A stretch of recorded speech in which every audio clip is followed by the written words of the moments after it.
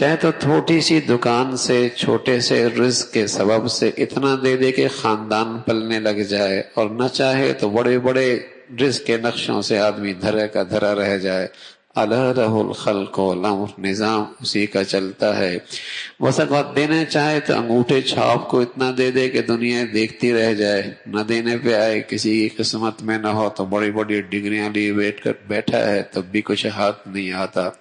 الا لہ الخلق والامر، اللہ کا نظام چلتا ہے۔ وفی السماء رزقکم، تمہارے رزق کے معاملے ہوں، اس کے فیصلے بھی آسمانوں پر ہیں۔ اللہ یبسط الرزق لمن یشاء ویقدر، کسی کو کشادہ دے دے، کسی کے لیے روک دے، وہ نظام بھی اللہ ہی کے ہاں سے چلتا ہے۔ الا لہ الخلق والامر، تم تو اسباب کی حد تک دکان کھول سکتے ہو، فیکٹریاں بیٹھ سکتے ہو، زمین پہ دانہ ڈال سکتے ہو، لیکن اس کے اندر سے پھر نظام تو اللہ کا چلتا ہے۔ کون تمہارے پاس بھیجتا ہے، کون زمین کے اندر سے اس دانے کو سلیقے سے پھاڑتا ہے، پھر کون پر نکالتا ہے، پھر گرمی سردی کی تند و تیز ہواؤں میں اسے پروان چڑھاتا ہے، پھر اس میں پھل لگاتا ہے، پھر اس میں ذائقہ اور رنگت رکھتا ہے۔ الا لہ الخلق والامر، یہ پیدا کرنے والا بھی اللہ ہی ہے، اور اس میں سارا تصرف اور فیصلے بھی اللہ کے چلتے ہیں۔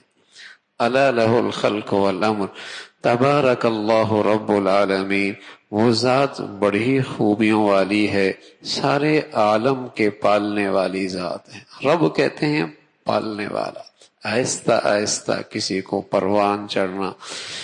ساری دنیا کا مسئلہ ہے معیشت، ساری دنیا کا مسئلہ ہے آج معیشت، اور اللہ نے ایک لفظ سے، ربوبیت کے عقیدے سے مسلمانوں کی معیشت کا مسئلہ حل کیا ہے، اور دنیا میں آنے سے پہلے حل کیا ہے۔ پھر دنیا میں آنے سے پہلے اس کا تجربہ بھی کروایا ہے، سبق بھی پہلے دیا، پھر اس کا تجربہ بھی کروایا، پھر دنیا میں بھیجا تاکہ تیرے لیے معیشت مسئلہ نہ بنے، اور تو معیشت کی خاطر اپنا ایمان، اپنا دین، اپنی آخرت نہ برباد کرے۔ سب سے پہلے سبق دی، الست بربکم، کون پالتا ہے تمہیں؟ دنیا میں آنے سے پہلے یہ سبق دیا، کہا اللہ تو پالتا ہے۔ اچھا، پھر ماں کے پیٹ میں رکھا، 3 اندھیروں میں رکھا، ماں کا رحم، ماں کی جھلی، ماں کا پیٹ، 3 اندھیروں میں تجھے کون کھلا رہا ہے؟ کون کھلا رہا ہے؟ دنیا میں آیا، نہ ہاتھ ہلا سکتا ہے، نہ پاؤں اٹھا سکتا ہے، نہ زبان ہلا سکتا ہے، نہ اپنے نفع کی چیز حاصل کر سکتا ہے، نہ نقصان سے بچ سکتا ہے۔ دنیا میں آتی ماں کی چھاتی میں اس کی غذا کا انتظام کس نے کیا، اور سب کے دلوں میں اس کی محبت کس نے ڈالی؟ سبق بھی پہلے دیا، اور پھر دنیا میں آتے اس کا تجربہ بھی کروایا۔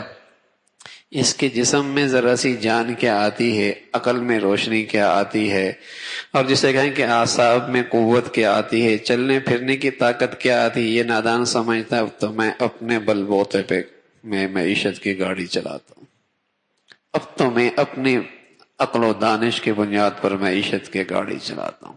ارے اماں کے پیٹ میں تیری معیشت کا مسئلہ حل کس نے کیا تھا؟ اور جب دنیا میں آیا تھا تیری معیشت کا مسئلہ کس نے حل کیا تھا؟ اب کیوں بھول گیا ہے؟ تو یہ سبق دیا کب؟ دنیا میں آنے سے پہلے۔ فرعون بھی کہا کرتا تھا انا ربکم الاعلی، معیشت کی ساری باغ ڈور میرے ہاتھ میں، میں نہ کھلاؤں تم نہیں کھا سکتے، میں تمہارے لیے مسائل حل نہ کروں تمہارے مسائل حل نہیں ہو سکتے، انا ربکم الاعلی۔ اور ایک وقت دجال آئے گا، آج ساری دجالی فضا بن رہی ہے جو یہ کہہ رہی کہ اسباب سے، مادیت سے زندگی بنتی ہے، اگر یہ مادیت نہ ہو تو زندگی کا نظام درہم برہم ہو جائے گا، کوئی کسی کا نظام زندگی چل نہیں سکتا۔ اس وقت کا دجال بھی آ کر یہ کہے گا پالتا میں ہوں، پالتا میں ہوں۔